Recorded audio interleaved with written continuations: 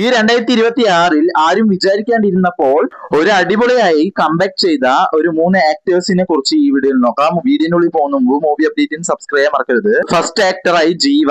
കുറെ ദിവസമായി ഒരു വിജയ സിനിമയ്ക്ക് വെയിറ്റ് ചെയ്തിട്ടിരുന്ന ജീവ 2024 വന്ന ബ്ലാക്ക് സിനിമ ഒരു അത്യാവശ്യം നല്ല വിജയം തന്നു. അതിനുശേഷം 2026 വന്ന ട്രിപ്പിൾ ടി നമ്മുടെ ജീവ സാറിന് ഒരു സൂപ്പറായ ഹിറ്റ് സിനിമയായി മാറി.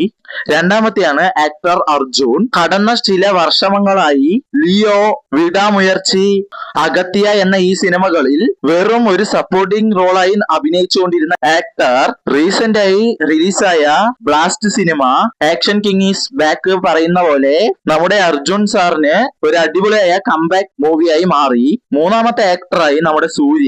കറുപ്പ് സിനിമ റിലീസിന് മുൻപ് ഈ സിനിമ ആരെങ്കിലും 300 കോടി അടിക്കുമോ എന്ന് പറഞ്ഞാൽ ആരും വിശ്വസിക്കില്ല. എന്നാൽ അങ്ങനെ ആരും വിചാരിക്കാണ്ടിരിക്കുമ്പോഴാണ് ഒരു മെഗാ ബ്ലോക്ക് ബസ്റ്റർ ആയി കറുപ്പ് മുന്നേറിക്കൊണ്ടിരിക്കുന്നു. 300 കോടി അടിച്ചു താണ്ടി നമ്മുടെ സൂര്യയ്ക്കും കൂടി ഒരു കംബാക്ക് സിനിമയായി വേറെ ലെവലായി ഈ കറുപ്പ് സിനിമ. ഈ 3 സിനിമകളും നിങ്ങൾ തിയേറ്ററിൽ പോയി എൻജോയ് ചെയ്തോ ഇല്ലയോ എന്ന് കമന്റ് ചെയ്യാൻ മറക്കരുത്.